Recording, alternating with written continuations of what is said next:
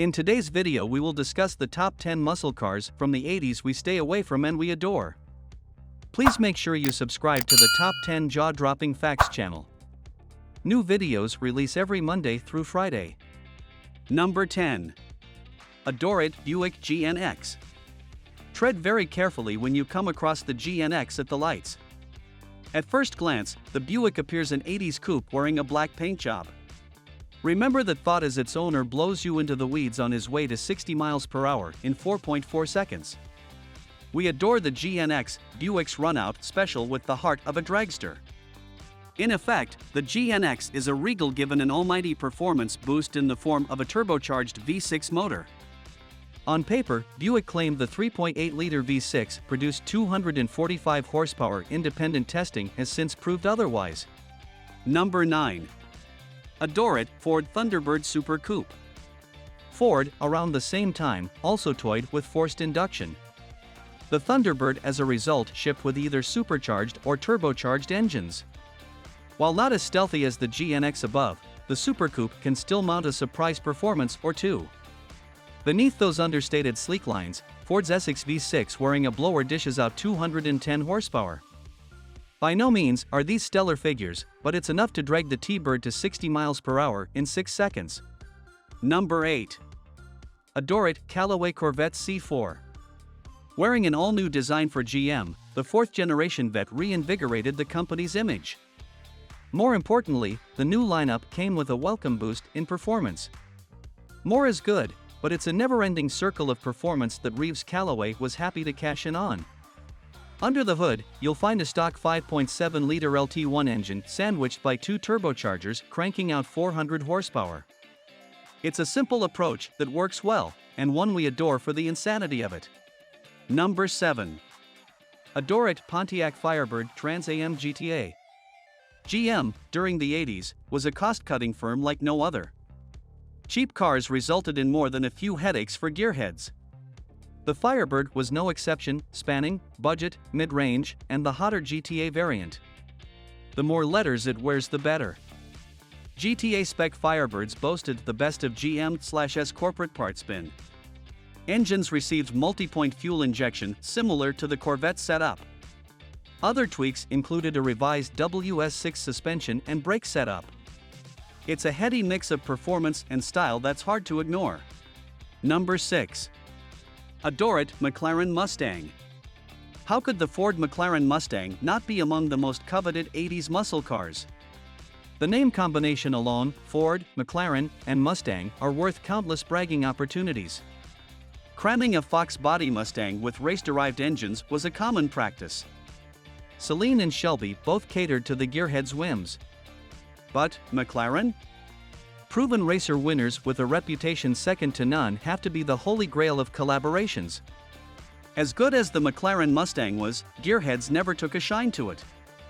We suspect the 2.3-liter front mid-mounted engine has a lot to do with it. Number 5. We walk away from Chevrolet Camaro. Near identical to the Firebird above, the Camaro had the potential for affordable performance.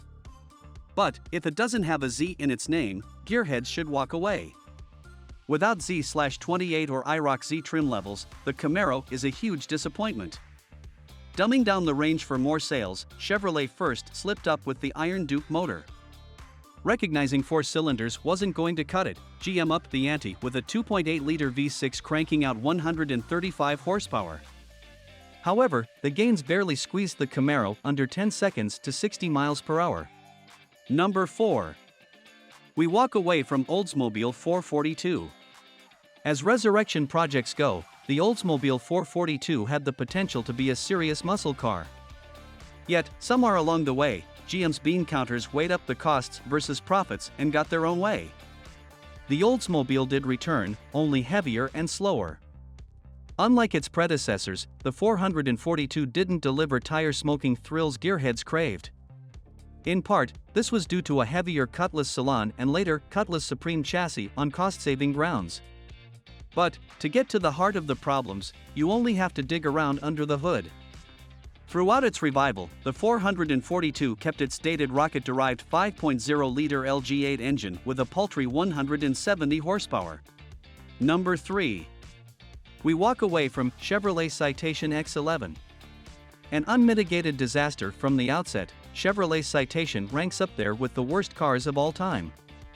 In a misguided attempt to boost credibility, Chevrolet added a few misplaced muscles. In doing so, the Citation gained a hood bulge hinting at a bigger engine and more horsepower. While this proved to be positive using a 2.8-liter V6 cranking out 135 horsepower, the X11 was stuck in a performance rut. Even this engine upgrade could only yield 9 seconds 0 to 60 miles per hour time by the end of production. Number 2. We walk away from Chevrolet Corvette C3, 1982.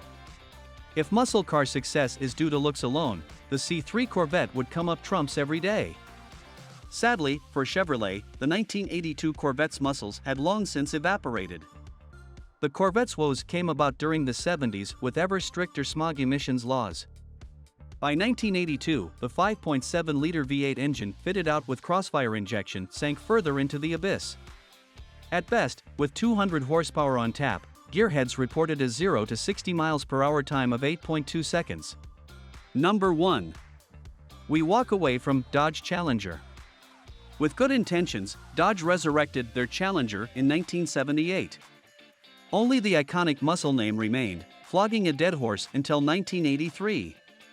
The second-generation car was a simple rebranding exercise designed by Mitsubishi. Under any other model name, we could have forgiven Dodge executives' cost-saving plan. But, sinking so low to mar the Challenger's muscle car reputation was unforgivable. In place of V8s, buyers had a choice of 4-cylinder engines peaking at 105 horsepower. A muscle car fans should walk away from this one. I hope you enjoyed our breakdown of the top 10 muscle cars from the 80s we stay away from and we adore. Please comment below for any 80s muscle car you think we missed. Do not forget to subscribe to the Top 10 Jaw-Dropping Facts channel. And new episodes release every Monday through Friday.